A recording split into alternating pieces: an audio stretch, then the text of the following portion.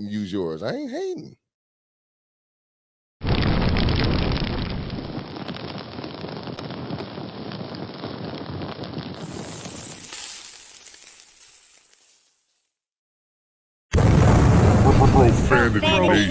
Profanity Nation. Yeah, it's the new era of man for some old school fans with a new school brand. We got money on the mic with the plan in hand. And Stat Pat to his left, they go hand in hand. And to the right, we got Simpster, he putting it down. It's the Profanity Nation, we running the town, yeah. It's the Profanity Nation. Profanity Nation.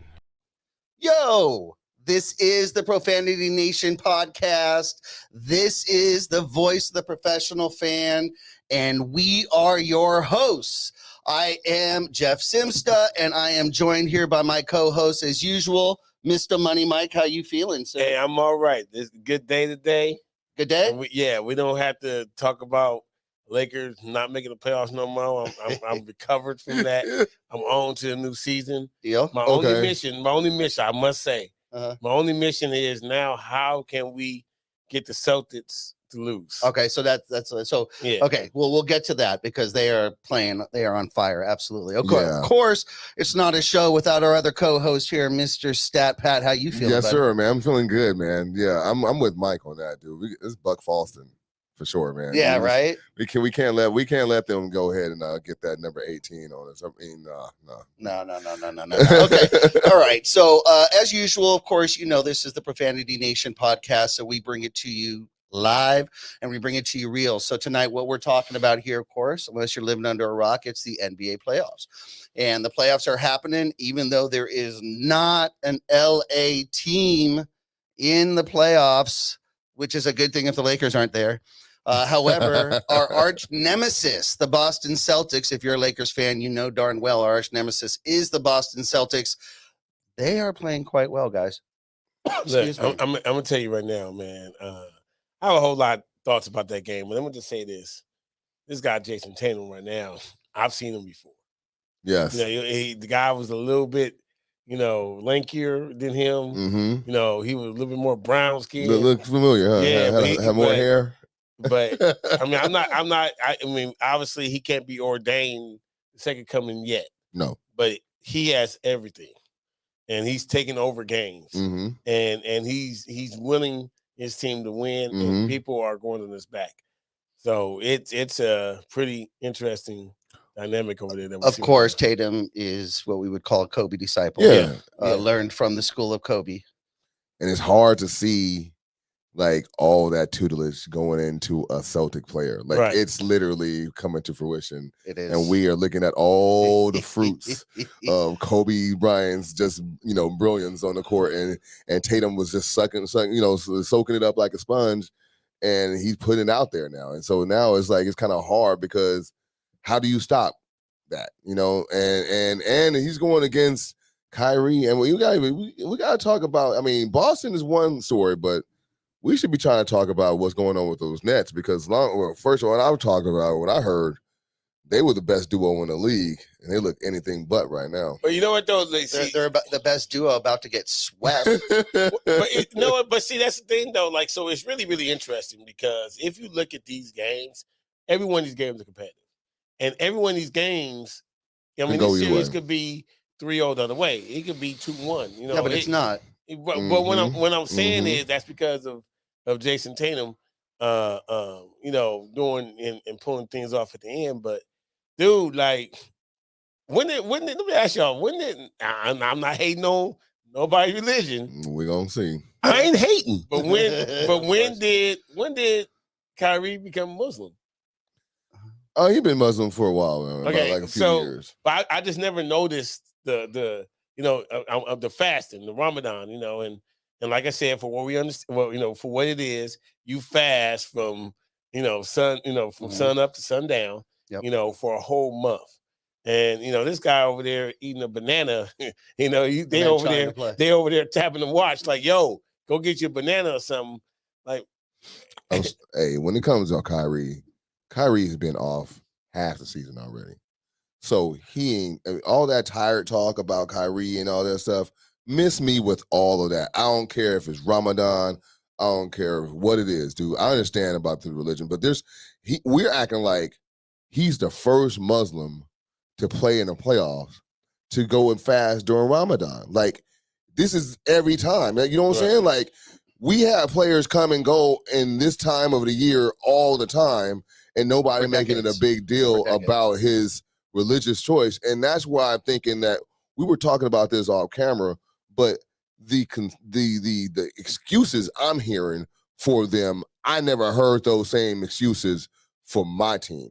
And we were talking about the all injury team. We're talking about all kind of stuff like that. I ain't hearing nobody talking about them, and why nobody putting them in the same light as what they need to be, like what they do with AD and LeBron. Now, of course, Mike, I know you're going to have a different opinion about that. But it's what it is. I want to get into it though. Yeah, let's talk about it. So look, I'm on my way, about to get ready for church, man, and I'm watching, the NBA pregame stuff come on, and they got Stephen A. and Mike Wilbon and Jalen Rose, they are killing KD. They're saying that KD is giving up. He's not doing any effort. They gonna get swept. They might as well get swept because might as well just quit. Yeah, like they don't want to go. There's no reason for them to go back to Boston. And I'm trying to figure out, like, yo, why are you guys giving all this slack on KD? But when you don't give it to other players, you know what? Let's hold up a second here. We've got a friend here. Let's go ahead if we can. Producer Dwan, let's remove the comment really quick. Let's get Marco in here. Marco's now available to join us, of course. Marco Nunez, our in studio. Here he goes, our professional athletic director. How are you, Marco? Doing well. How's everybody doing today?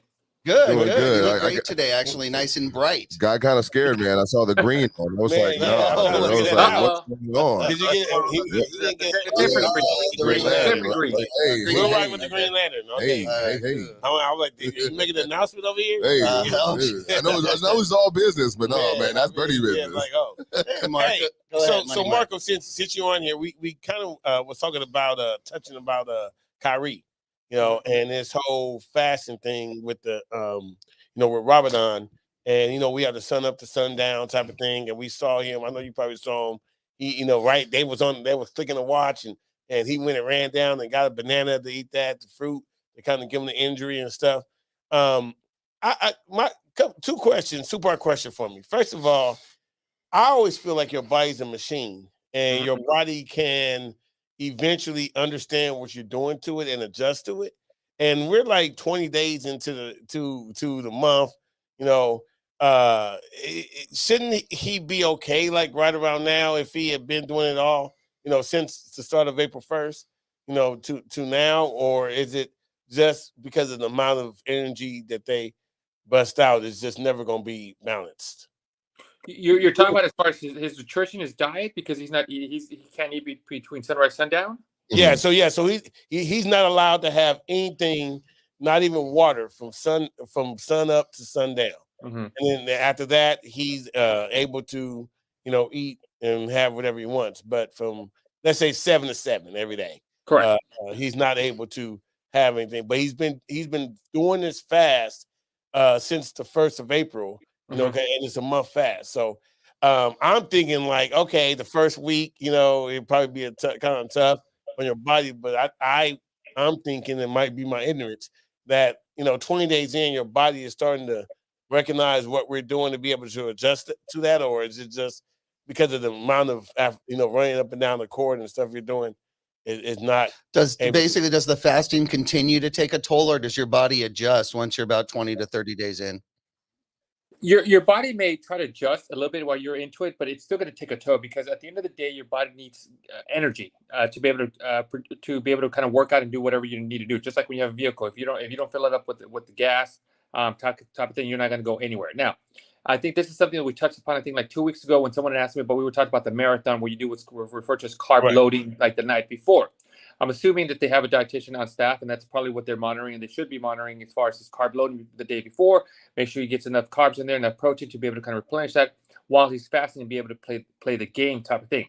But even then, it still takes a toll, especially the hydration. I remember that a lot of people kind of neglect hydration. They forget about the importance of hydration and staying really hydrated, whether pre-game, during the game, and more importantly, after the game, as part of your recovery process.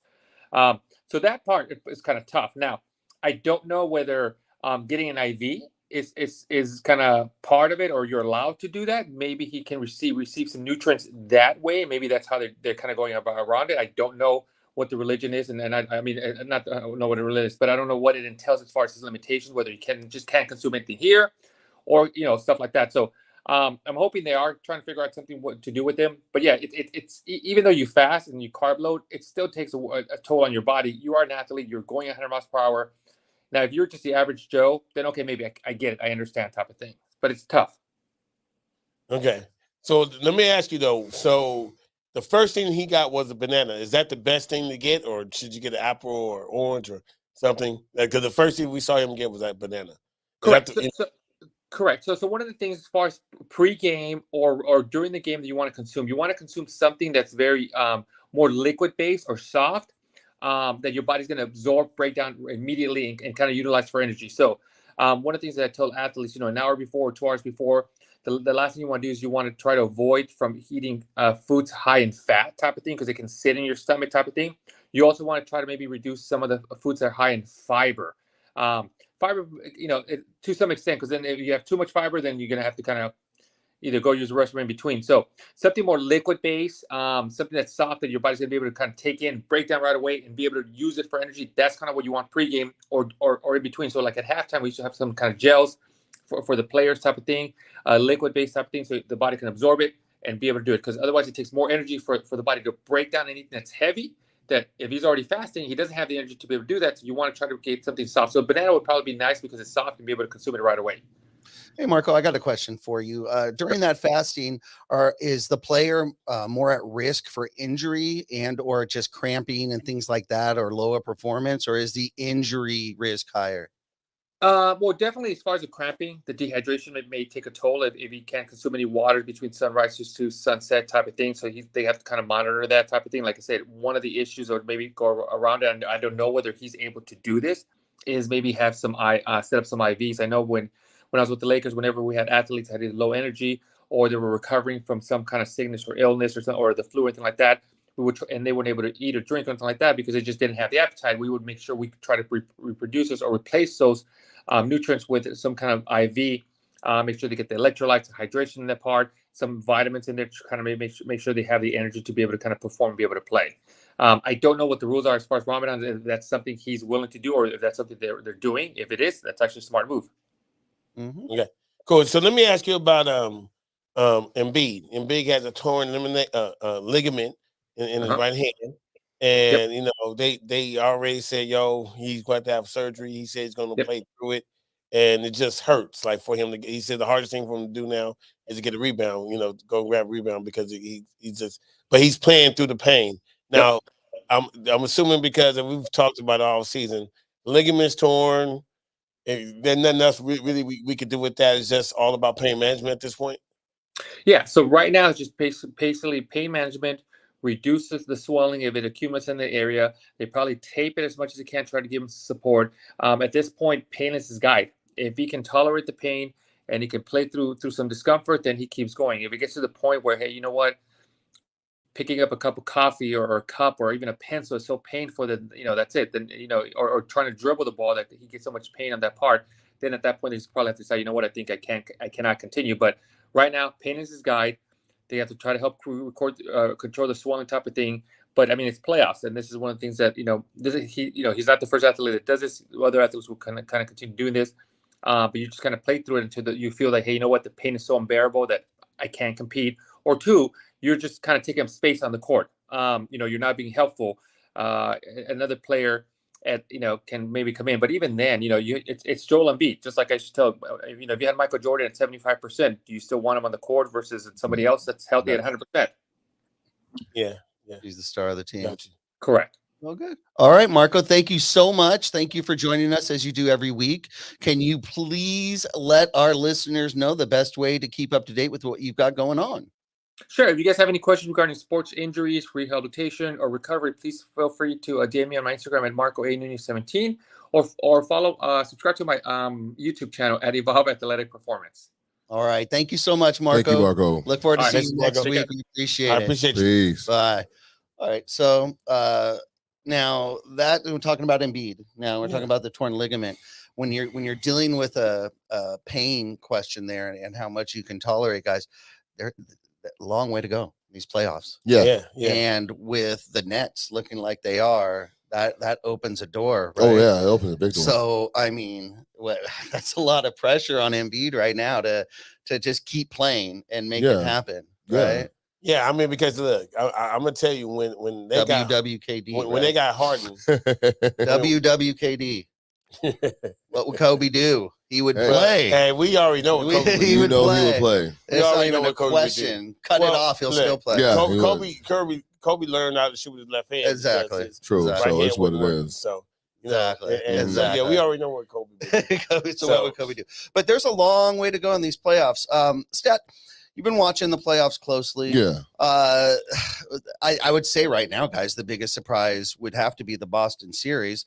Not that Boston's necessarily leading, but in the manner that they are. Now, Money Mike brought up a point that the games have been close, but that doesn't matter. The record is what the record is. The chatter on the street is, should the Nets even continue? Has KD given up on the team? Yeah, I don't understand that. Like, I mean, just help me out with that. Like, none of these games have been blowouts. KD has definitely not been playing at KD level and what we've seen him do. I'm actually wearing a KD shirt today, just trying to help him out, give good vibes to him. Not really because I'm hating on anybody or anything like that, but I don't want the Celtics to no one in this room want any parts of so most people watching this show don't want it. Hey, go ahead and comment if you're. We know you're watching. We can see you guys out there. What do you think about the Boston and New York Nets? But series? let me pose this Brooklyn question.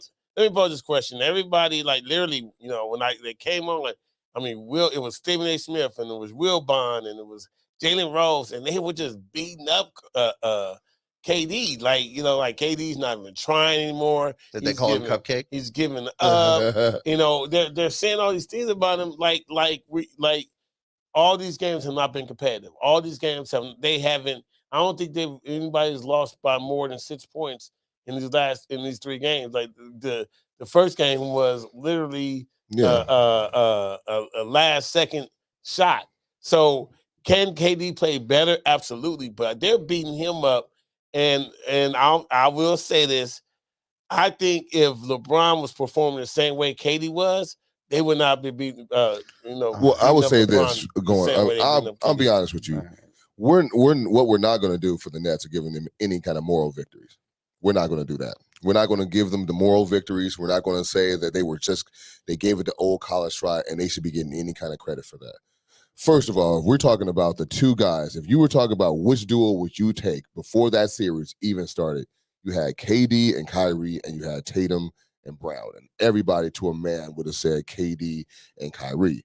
So what their standard they're being held to is the expectation that this should have been a series and not a 3-0 series, regardless of it being close. The problem is, in a way, that's almost putting their problems out there on Front Street if you think about it, because who really has the closers?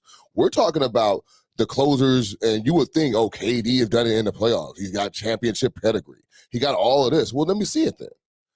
Kyrie, he hit that big shot. He sent. It wasn't LeBron. It wasn't. I've heard this all the time. It wasn't LeBron chase down block that was play of the game. It was like Kyrie's 3 in the corner and put him up by. That's the play of the game. That's what won the series. Okay, do it again. You see, we're not doing these things again, but we want to go ahead and live in the past. What I'm saying is we got right now. I don't give a damn about next. We got right now. What are you going to do? What are you going to do with this? And that's where I think that now, and if we're going to go ahead and compare him with LeBron, who's in his prime and who's on the way out. But there's also, that's what it is. You have to add to the mix that they made a big trade. Yeah. They made a big trade. They had Harden. They made a big trade. They doubled down on their duo. Mm-hmm. So now you can't just cop out and say, Harden would look pretty good right now for him. I'd like to run one name past you guys and see what your reaction is, please. Steve Nash. Money Mike. Well, Steve Nash don't know what to do. Like, I think, and then he got his homeboy D'Antoni over there who really don't know what to do. So Nope. a lot, there are adjustments that have to be made that I don't think Steve Nash knows how to make. Can't make them. Nor does, and we know D'Antoni don't know how to make them. Nope. So that, to me, is why they will possibly be swept or will lose the series. Because I believe that, they're losing the series, by the way. Well, yeah, but I can't blame the player. Am I wrong for not believing? Yes, dude. Well, because here's the thing. You are wrong. Well, why am I wrong with that? Because what I'm hearing, bro, I'm just gonna be honest with you. What I'm hearing is if you would have put LeBron James in that same situation, LeBron James would have been raked over the coals by you. And I'm saying, and I'm sure that's what I'm saying. But So the media. what's the difference? The difference is KD's this silky freak athlete, supposedly all this and all that. Then I need to see it, though. That's what I'm saying. Like, everyone's talking about, like, why is he not getting? You need to be accountable for your legacy. If people want to throw him in and say he got 3 championships or 2 championships or whatever it is, and he's top 10 all time, then I need to see top 10. This is the time. I need to see top 10. So I'm not trying to hear any of that no more. Torn ligament in the East. I'm trying to hear all that. Bron's out. Yeah, in the West. Win. Look, I completely feel that. I don't think that this series is over. They're talking like this series is It's over. not over. I don't think it's over now. I think if KD plays to his capability, and I'm expecting more from KD, if he averages almost 30, he averaged almost 30 points in the regular season. Right. He's only averaging 22 in the playoffs. If this dude bumps that up to about 28 points, then they definitely could come back with a backdoor sweep. Yes, they could. Love our guy Demetrius. Of course, he was in the other week. Demetrius, you're right. Steve Nash needs to go. He's just like Mike and Tony. No D. No D. We're talking about coaching now. So we're talking about teams that are underperforming, right? We're talking about the Lakers underperformed this year. Now we're talking about the Nets underperforming in the playoffs.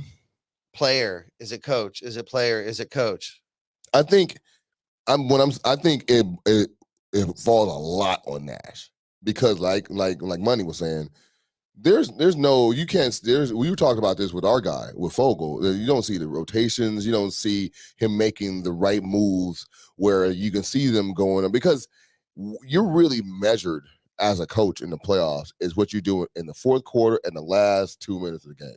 You get the credit, and then you also get the fall. And right now, since they're down 3-0, and no one can conceivably think that, oh my God, Kyrie and KD can be this bad. It has to be the coach. Then they're getting the pass on that. And I think but at the same time, Nash should be, you got this kind of talent. You can get fired with this kind of talent. Like you can get fired. And with a person like KD, and we've seen KD perform on the big stage before. So what is it? He's only averaging 22 points, KD, in the playoffs? No. He can do that in the first half. I've seen him do it. He's combustible like that. So we need to see, all right, I really believe it starts with Nash, and I think Nash is going to get fired if he doesn't get them to the – if they get swept, Nash is really on the hot seat. Because there's a lot of momentum in that direction, a lot of people calling for his job because they can't see what's going on right now. And I agree with him. Yeah, right. You're talking about in the playoffs, it really comes down to coaching because you have time to make to make transitions, to make changes, and to adjust your game plan. And that's where the true coaching came in. Look, we're spoiled. We saw the genius Phil Jackson. Okay. We always knew that when the Lakers lost a playoff game, that Phil was going to come back and we were going to see something different. And we always did. Whether it worked or didn't, you saw something different. You knew there were changes coming. Vogel, you never saw that. Steve Nash, you're not seeing that. Yeah. Is this going to be a big coaching carousel this year of coaches just getting fired money? I mean, well, we already saw Vogel's gone. Vogel's gone. So yeah, I don't think they're going to fire Nash, though.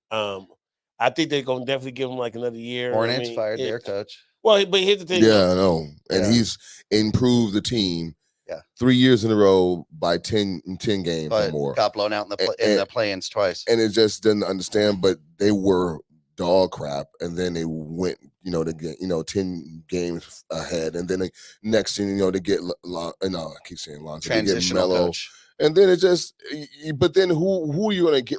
what do you, is at the end of the day, what is your aspirations at this point? See, I'm looking at the 8 teams in the East, and I'm saying, okay, Charlotte has a good squad, but where do they feel that this new coach is going to take them? Because the new coach got to just get them into the playoffs.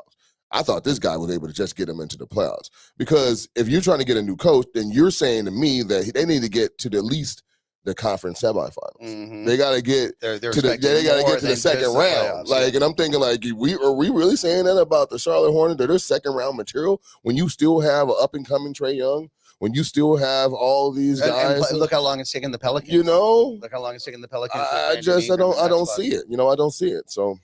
Yeah, I mean, but that definitely what they expect. So, I mean, when you fire the coach in this term, you're basically saying that, hey, the team is good. So it's a problem with leadership. And that's the reason why they are not performing at that level. So, and a lot of times we've seen that happen, right? We saw, and like, this is a bad example, a good example at the same time. Like, we saw Steve Kerr come in for Mark Jackson, and then all of a sudden they win a championship. We saw Phil Jackson come in, and they win a championship with a different coach. He did that twice. He did that in Chicago too. Yeah, he did that with Doug Collins and Del Harris. Yeah, we definitely see when a coach could definitely make a difference. But I'm like you though, there's the Melo's was only the second year, so and they were building and getting better every year. Like, I think it was unfair when they fired was Albert Gentry when they were in New Orleans. Yeah. Like, I mean, he was like coach of the year. Like, now, how you find that guy? And then, like, dude, like, they did make the playoffs. They lost. They swept. AD played great. But yeah, I mean, there's a growth period that has to happen, and I think there needs to be sometimes. It's really interesting because sometimes coaches are there too long, and other times they fire too quick. Well, see, I think that's the part that we don't know. We're not in the locker room. So exactly what you talk about, when coaches there too long, they lose their voice, they lose the ear of the team. Popovich ain't going nowhere. Yeah, what's that? Popovich ain't going nowhere. No. Popovich owns the team. He has friggin' stock in the team. Right.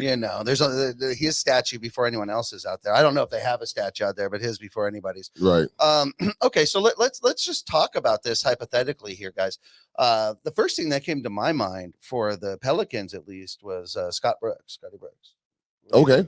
What do you think about that? I like that. But when we were just talking about, we used the word transitional coach, and I think that he is that. Scott Brooks, he took, he was, I can't say he took the OKC. Right. I think they took him. Yeah, they took him. I mean, when you have Westbrook, when you have Harden, you have KD, you're being, and Jeff Green at the time, I think. It's kind of like you're being taken to the finals, and he did okay in Washington a little bit. I like him to get you, you need a stable coach, you need some structure. Bring in Scotty Brooks, he's going to give you that. Now we're talking about that, the playoffs and how everything is under a microscope and how can you adjust. I don't think he has that. That's why a lot of people look. I'm gonna tell you right now from the front, off Front Street, I don't want Phil Jackson back in the Lakers. I think that horse is gone. I think it's already left the barn and it's all the way down now. Is pretty much Santa Anita at this point. Like, it's already out. But one thing you know him is that if you get him in, I don't care what the mind is not old. You know what I'm saying? I know the message might be, but if I put him in situational basketball and I need some X's and O's and I need to be able. One thing we're talking about these guys, these new coaches, and not making adjustments. I just look at Phil Jackson. Phil Jackson will almost use the first 2 games of series just to see what you got. Oh, yeah. He'll let you play your hand. He'll feel your hand. He'll give you the same rotation, and you'll go ahead. He loves it kind of like when you have home court advantage because you really trying to go hard and get your 2-0 win or 2-0 lead on the Lakers. And then game 3 happens, and all of a sudden the screws start turning. And next you know, it's a new program, and he now all of a sudden say it's a 5-game series, and I'm going to win 4 out of the next 5 games on you right now. And he's done that consistently. And don't let him split. Then he really playing with house money. You know what I'm saying? So then you're done. Then you're really done. Like, if you're on the road and he splits, you're over with. So why don't we want Phil Jackson again? Well, I'm just saying because I think we have the message. These are the new age players, and these youngsters. We got the oldest team in the league. Well, that's true. That is true. That is true. Right. That is true. But also, then doesn't LeBron don't like Phil because Phil is critical? Why it's perfect. That's why. Why it's perfect. For me, that's why it definitely is. Okay, but then at the same time, well, let's examine that. Let's just talk about it. Let's throw it out there. Let's break it up. We got the triangle. Where does he fit in the triangle? Where does who? LeBron? LeBron fits in the triangle. He does on the corner. The elbow. That's what I'm knowing. I know that. We've all pretty much as Laker fans. But you know who does fit in that triangle? AD Westbrook and AD. Westbrook also got to shoot, dude. And AD. Yeah, but see, gotta have an AD. If Phil came back, we got rid of Westbrook. I would see Bron. Let's just put him at the point.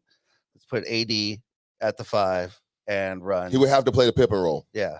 He would have to play the pick and roll and be the guy, the initiator, and the ones who go ahead and break down. But he cannot hold the rock, and that's the difference. He wants to hold the rock, and that is a motion offense, and that means everyone is touching the ball, and the best shot gets the shot, not the best player gets the shot. I mean, there's been that's what he needs right now because he's getting older. He needs to take the heat off him. Well, he does. Does he really want that? I don't know if he wants it. I don't know what he wants, but he needs that. But see, one of the main reasons why everybody called Kobe a hot dog is not that Kobe really was a hot dog. It's that he ended up with the ball, right? So he ended up with the ball because he moved within the triangle and got himself open. So that's what LeBron would have to do. Like, if he went and got himself in a position, post up, pass the ball out, repost, whatever, and then he could go ahead and get his shot. Or if he goes out from the top of the key, then he passes it in to AD. He could get on the spot in the corner. He gonna get that ball back within the triangle offense. Mm-hmm. So he can make that work. With them. It's just that is he gonna do it? Mm-hmm. It doesn't want to go and run this type of offense and learn it again. He's a real smart guy, and is he? I know he's capable of doing it, but is he going to do it? That he is. Hey, guys, let's take a real quick break here, all right? Let's take a quick break. Let's hear from our sponsors because they make all of this possible, and we will be right back. We are the Profanity Nation podcast, voice the professional fan, the Profanity Nation podcast. Don't go anywhere, everybody. We'll be right back. Thank you.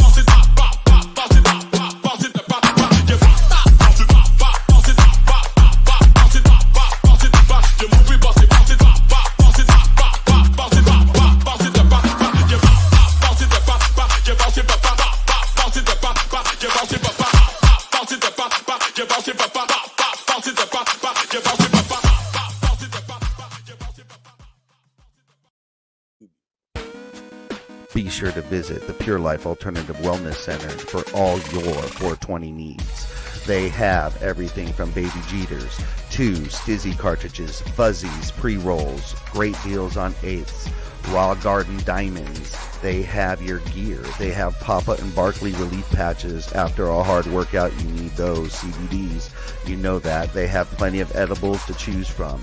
Be sure to hit up the Pure Life Alternative Wellness Center.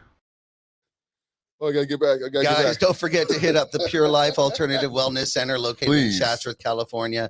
They make it all possible. They have the CBDs. You need those. You need those. CBDs, Man, guys. why does it feel like you're playing Super Mario Brothers, man? I love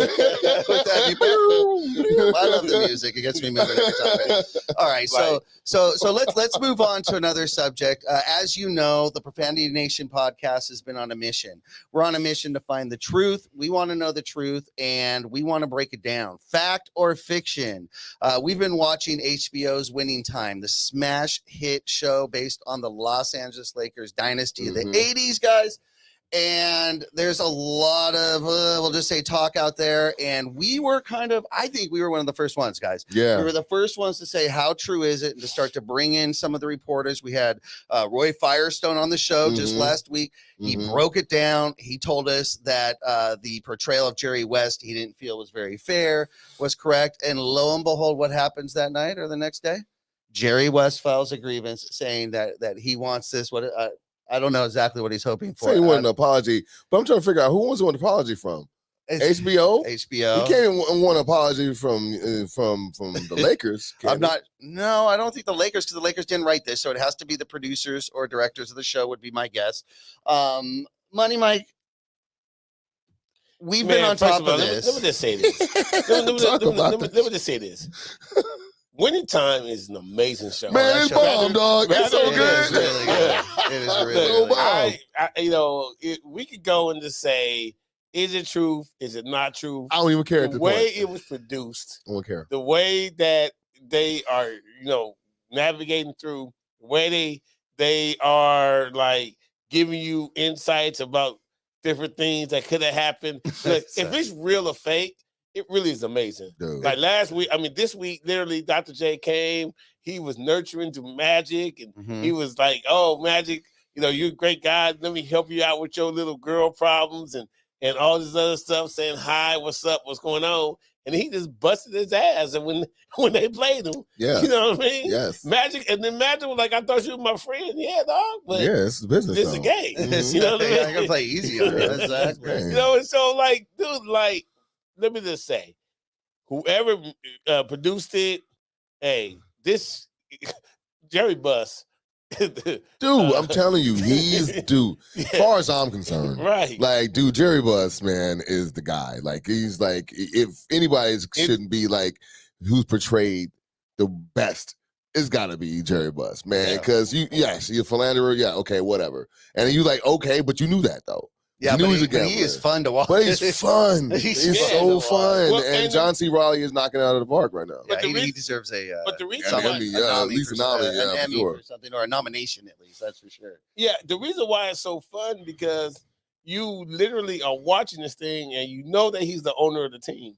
And then you see him navigating through all this personal stuff. It's so good. And then he has his meeting. And you be like, oh, he made the Great Western Forum.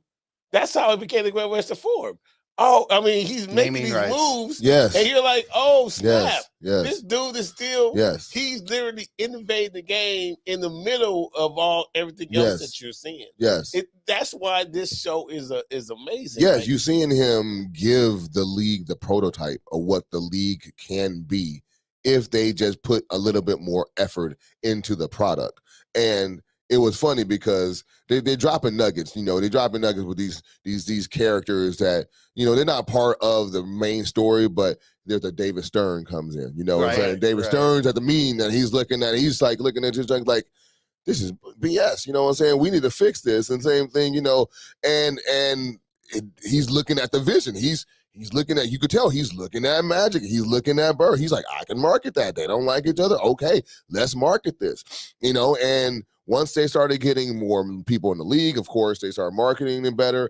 Then you have Jordan, and then he just takes it to the next level. But it's just a lot of, like you said, money. It's just a lot of different things where Jerry Buss this whole season has basically been betting on himself. This whole thing has been betting on himself. People are counting him out. He bet on himself. He double downs. He triple downs or whatever. And he's wins. And like he said in the last show, not this one, but the one before that, like, yeah, I got a run of bad luck. But luck does go both ways. And I'm due. As long as you can stay long enough. And you're due. And that's where it is. And going back to, is it real or is it fake? Let's say it's an embellishment. Cool. I'll give you that. Don't be mad, guys, but because this is a great, entertaining product. But you want to go ahead and give us the real story, Magic? All right, I guess I got to go ahead and get a subscription to Apple Plus. Get Apple, right. You know what I'm saying? I got to do that if you want to hear it. But I think it's kind of funny. Like, this is how I thought it was funny last week. So we hear that Magic show is coming out. Then Jerry West is now asking for an apology. Yep. And then you have, Kareem Abdul-Jabbar write his on his blog. It was like the same week, everybody got something to say. Now the show had been on 5 weeks, right? But ain't nobody had nothing to say until like all of a sudden they all threw out some statements on the same week. It was almost like it was coordinated. It was almost like it was a PR situation. You know why, right? Because they watch the show. Yeah, they watch the show. Well, that's what I was gonna say because they're saying that we in this bitch. There it is. Yeah, I mean that's what I was gonna say though because look, Magic said I'm not gonna watch it. You know, but they watch our show. They watch our show. Right. So they saw that we were asking questions, and they said, "You know what? It's time that we start standing up for ourselves." Yeah, because how can you critique something, and if you don't see it, I can understand, man, dude, I can't believe you did that. I'm like, what are you talking about? You got to go look for yourself, right? Like it's almost like, you know, hey, I'm watching this reality show. It's really, really crazy. And he's like, man, I can't believe what they did on there. You want to go see what they talking about to see if it is just as crazy. I think it's hilarious that they're not admitting that they're watching the show. Right. You know they're watching. They're watching the show. They're watching there. You know they're watching. And you know what's crazy also is the fact that everyone initially when they started watching the show, they were mad about the portrayals of these characters. Now, if you're watching the show and you're consistently watching the show, then you know these characters that everyone's mad at are not that bad right now. Like they have an arc. You're first, but they were trying to get your attention. Yep. And this is how these people are. And it's shock and awe, sure. Jerry West is not bad right now. Like Jerry West really cares about now. Of course, he has his little moment, and they're making fun of it. But Jerry West shows that he cares about the Lakers, and he's he's actually the mastermind about putting everything together. And Absolutely. It's like, you know, and Magic Johnson and his Kareem, their relationship is starting to blossom, and they're playing together. And you see what I'm saying? Like all these portrayals at the first was just setting the table for how all these characters are going to come together and become all the players that we know and love. Well, that's what I think we're at right now. Right, and we just had Roy Firestone on last week. Exactly. And what did he say? Jerry West couldn't watch a game. He always would go into the bathroom. And what happened in Boston? What are we watching? Yeah, we're watching this guy going in the bathroom. You know, because he can't watch the game. We watched him like what was the last week? He was, he was in a car and listening to the radio and just, you know what I mean? Like so, everything that Roy Firestone, and we know that he's accurate because he was there when it was happening. We're seeing on the show. So I don't think it's too far from the truth. I just think that they just don't want certain things to be revealed. Right. And so we're gonna have Magic's 4-part to have that curtain drawn back, right, and have your secrets shown. It does, and it's funny because we, like I said before, in the 80s, I think there were a lot of journalists that wanted to protect these players. You know, they wanted to protect them.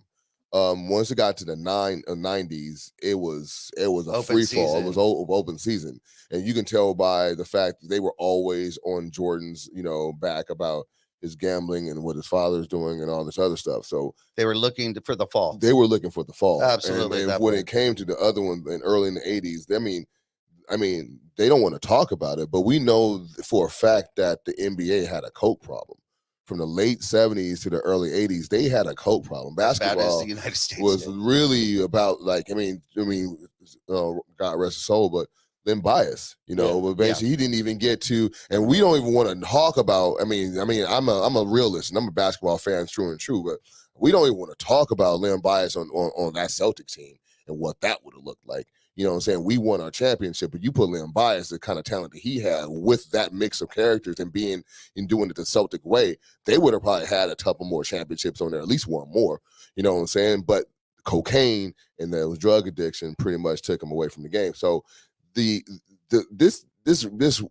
lifestyle these guys are playing and all this stuff, like, look, man, that's just a name way in the game. And somebody, I think it was Christine said, one of our guests said that basically is that, you don't like it when when the dirty secrets come out, and that's the truth, side of people, the real side, and that's basically what it is, and their dirty laundry is being put out, and they just they don't like it. Right, and that's the whole thing. That's kind of like the only reason I want to watch this Magic version of the Magic show, because I want to see, Magic. Okay, they got you at about 20 women. How many you gonna be with in your show? Dog. In your show, it ain't gonna be no women in it, dog. We know that Cookie wasn't rocking with you like back in the day, Right. and you had to come and get it. We know that. Like I know that. Mm-hmm. You know what I mean? When I was a kid, like that, how that you knew her, like you've known her for 40 years, right? And you said, I've seen you have interviews. I knew I was gonna marry her, but what you really just saying when you say I knew I was gonna marry her, let me go ahead and get this out my system first. Oh yeah. Then I'm gonna come back and get you. You and know then, what I mean? What's going to? Right. I'm gonna get to that. Yeah. But you know what though? And the crazy thing about that though, ain't nothing wrong with that. No, it isn't. That's what I'm trying to being figure. Kind of like, honest. like yeah, like dude, like he's a rookie. He playing for the Lakers. He's coming 19 coming off the heels of a national championship that was the most televised game, watched game at that time in college basketball history. One of the history. most famous men in the country at that point. You know what I'm talking about? Like, of course they throwing draws. You know what I'm saying? It's just what it is. But he had to go ahead and do that. And again, people look. This was a completely different era, and in fact, Magic helped usher in the new era. Because you're talking about, I know you hear that in the 60s was free love, but at this point it was still free love. The worst thing that you really thought was going to happen is you're either going to get someone pregnant or going to have to go take some pills or get a shot. You're done. Yep. You get a venereal disease of some kind. After, of course, the Magic day and all that in the late 80s, we knew that it was different. Now it's your life on the line. But before then it wasn't that way. So like you said, everywhere he went, everywhere they definitely profile that in the series. That's for sure. But if they keep all that out, Money Mike, if Magic actually omits this, we'll call it the spiciness, girl. You know what I mean? It's scandalous. Then I think he's gonna lose, and I think the series is gonna lose. He is 100% is unless he starts with them being married to Cookie. Like that's the only way that. that I guess is a saving grace, but then that's the part we don't want to know.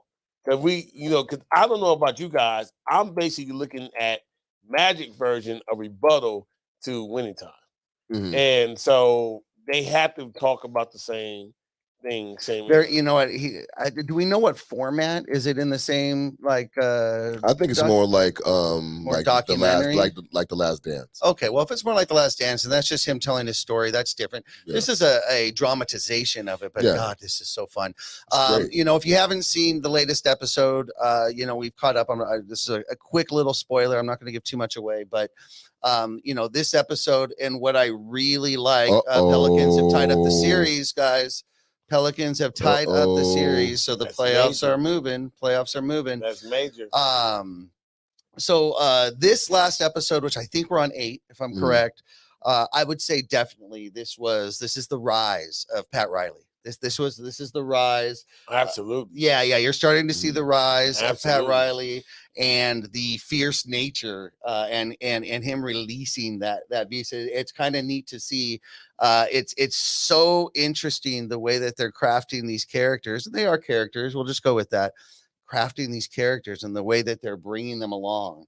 And it's just so interesting, and you're really getting to learn not just that they're this person, but how they became that person, and how their lives were while they were that. It's outstanding. How they evolved. Yeah, because there were so many people like we said again, when you look at it from the beginning, and your perception of because when we first saw Pat Riley, he was like, he couldn't even get into the arena, right? And they would even let him in. We were like. If we didn't know his name, he was Pat Riley, I was like, who is this bumbling idiot? That's like my first reaction. And then I was like, wow, okay. Then he kind of navigated himself in. Now he's went from this bumbling idiot, how he was originally projected, to basically controlling what the narrative is and fighting, to for his position. Yeah. I mean, as an assistant coach, because he almost knew that he was auditioning for the job. I mean, because it doesn't look like he knew it, but it just looks like he wasn't going to accept anything less. If you get, she said basically like 2 episodes back about how that made me lose my job and to come to coach with you, and you didn't tell me that you were pretty much, they were going to fire you if you didn't get things turned around in quick fashion. He knew at that point, well, then if that's the case, then we need to go ahead and show the owners and whoever making the decisions what we got. And if you're not going to do what I said, then I'm damn sure going to step up and Right. role and do it. And then one thing about Pat Riley that I thought was pretty cool is just like you said, Money, to see him go from a person that couldn't get into the arena. Also, we're getting dissed by Chick Hearn. And that's another thing. Everybody's talking about portrayals. Like, who thought that Chick Hearn was a dick? No, I didn't know he was that much of a dick, but apparently he's a dick. Like, I'm like, wow, he called her Patricia. Yeah. I'm like, yo, I'm saying the reason why you can't make it in this business because your voice is terrible. I mean, Speaker Ernst would come in at this dude's neck, you know what I'm saying? And I'm like, whoa, Chicky baby, okay. When I do this, let's just say Chicky didn't pull any punches. And then look, Roy Firestone said, no, you didn't want to mess with Chick. See? You crossed Chick. And I like the fact that even out of all of that Pat Riley was like, yo, now who got, because, Elgin Baylor was kind of like, Riles, are you coaching? Like, because Riles was part of the team, 72 team. Yep. But he's still Riles. He ain't, what I'm saying? He ain't them. He ain't Baylor. He ain't, Wilt. He ain't West. He's 6 man. You know what I'm saying? Right. He ain't Happy Harrison. He's not any of those guys that actually put them on the map and made them win a championship. They treat him like little brother. Now, Riles is that guy. You know what I'm saying? He's that dude now. Like, wherever he's had the Midas touch wherever he went. Even though the Knicks didn't win the championship, Knicks was damn good basketball though. They just had to run into Jordan. You know what I'm saying? And then it just wasn't the time. It just wasn't the time. And he did what he did. He did his thing in Miami. I can't wait. They've teased it a little bit because as Laker fans, we all love Pat Riley. So they've teased it a little bit, like when he showered Westhead and he got him wet and he puts his hair back and it's like wet. And they teased it for a second. I'm really waiting for when he decides. When is he? I need more hair products. I need hair products. Episodes. We're gonna see what happens. I need hair products.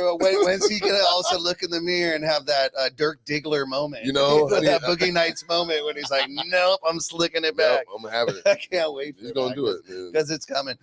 The show's looking great, guys.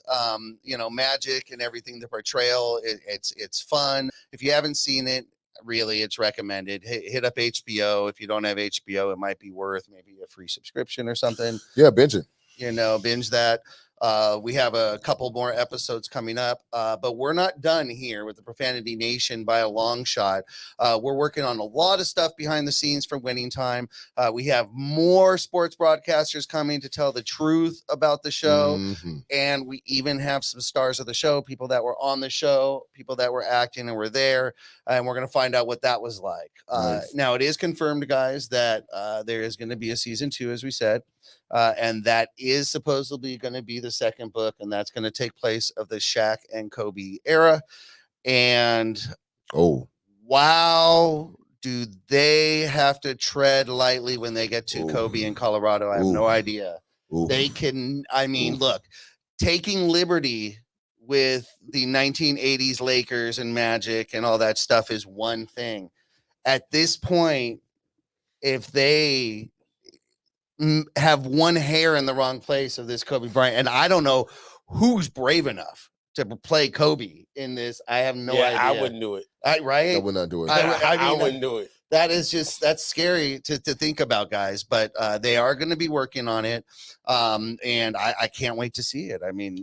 But wow. It would be great. Obviously, because, if we're going to talk about Shaq and Kobe, we've all lived it. We were young enough to be in our heyday. All those old heads here on the show right now. We were in our heyday when that was going on, man. We were in the clubs. Yes. When that was going on. We were in the bars. We were early 20s. Exactly. But just to see them, I want to see them do it because honestly, I've gotten to the point where we all have to know that, like you said, we got to tread lightly with Colorado. But this is all a dramatization, and we need to take everything with a pinch of salt. If you're saying that this is the way it was, then I think you're missing the point. But at the same time, Vanessa Bryant has been very careful of how her husband is being portrayed and his image and his legacy, and she does not want anything to tarnish that. And for you to bring that up is also bringing a lot of, because I've seen a lot of people talk about why are we glorifying him? You know, even though he's died, but people are like he's there's still alleged people. Rapist. He So still why are has we? detractors. And it's like, and it's And so, he forever and so will. that's what's going on. Money Mike, we're all huge Kobe fans. You're a particular big Kobe fan, but not only that, you get a bit protective of it. So we have nice. We have a streamer recommend girls here. Okay. I like it. No problem. What is going on? Yeah, I know. Sorry, guys. We have comments here. So you got to go to the YouTube or Facebook video here at exactly 54 minutes or 55 minutes, and you'll see what the you see we have some fans here that are leaving some comments, and we'll just leave it at that. That's it.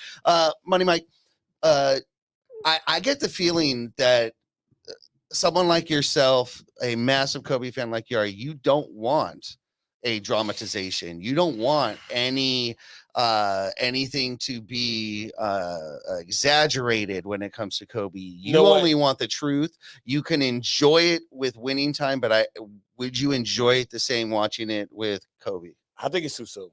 I just do. I think we got to go at least 10 years. I know that it's inevitable that something like that would happen. I know that networks, if you pitch something to a network and then they give you the green light, and then when it's successful, then they go to that same person and say, "What else you got?" You know what I mean? And I know that I'm not objecting to seeing that, but I'm objecting to it right now. I think we got to at least go another 10 more years. How long? At least another 10. Another 10. Yeah, or 10 from the anniversary of. Or at least or somewhere around there. okay. 8 years, whatever. It's hard to say. I think it's too. I just think it's too early. Like it's too fresh. We still there. The people are literally still in mourning, and obviously people are 20 years from now, 10 years from now are still going to be in mourning. I just think it's too fresh to do something like that right now, just because it's just in bad taste to me right now. Okay. And that's why I wouldn't want to see it now.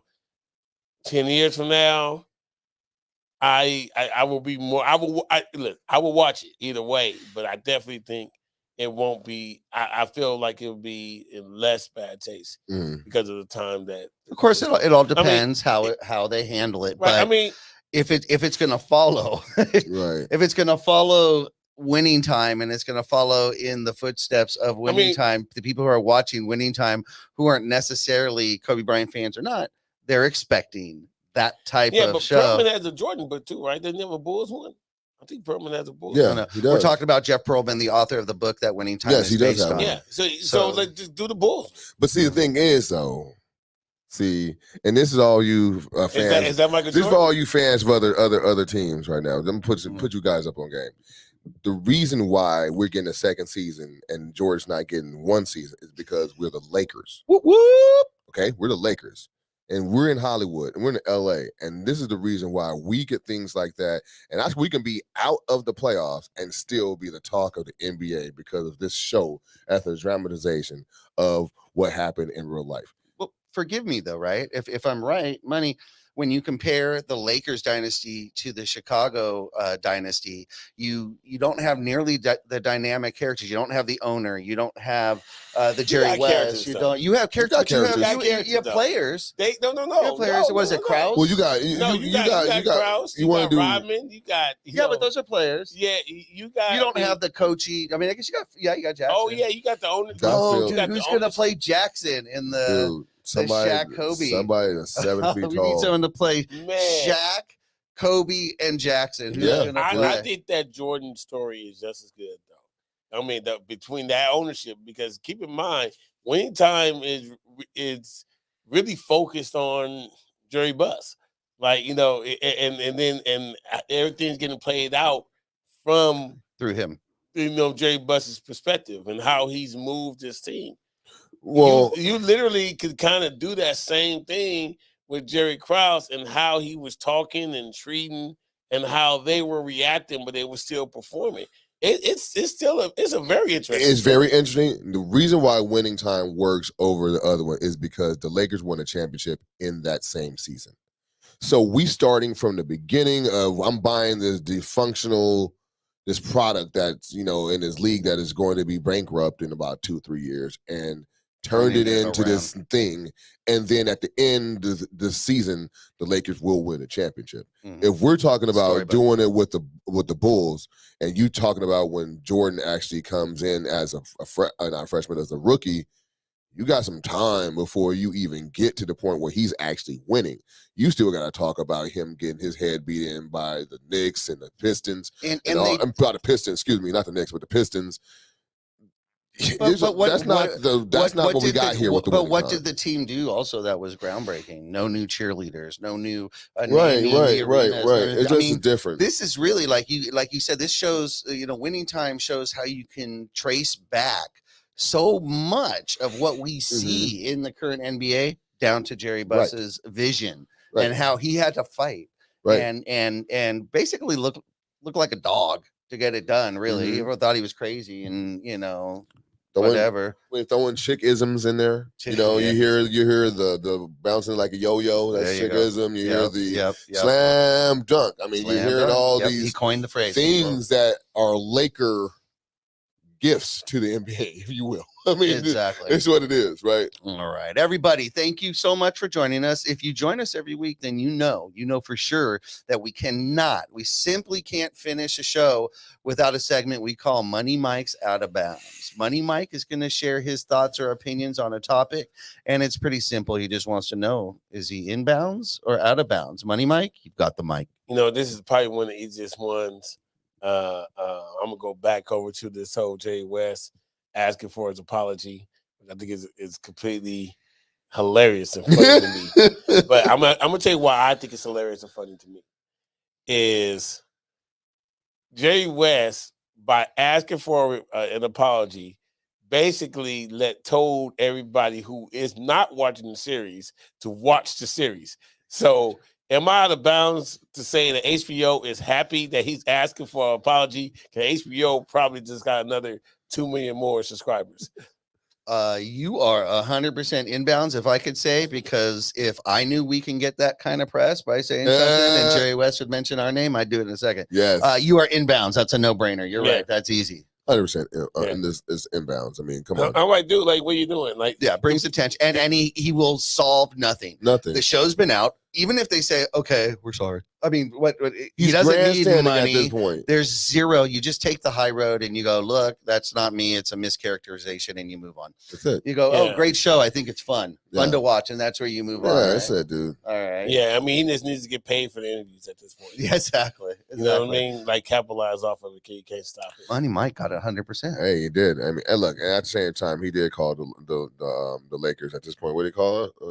What do you call when he was pitching it to pitching the Clippers to Kawhi? What did he call the Lakers? Oh yeah, the crap show or something. The crap show. He called the Lakers that. So on that note, no, you ain't getting no apology, bro. No. You sit there and you look at yourself. You look at yourself and watch the show and make better. And you should have made better decisions, Jerry. Well, it does mean he's watching, or at least watched it. Yeah, that's what it does. Or everybody around him has watched it. His son watching, Ryan watching it. Right.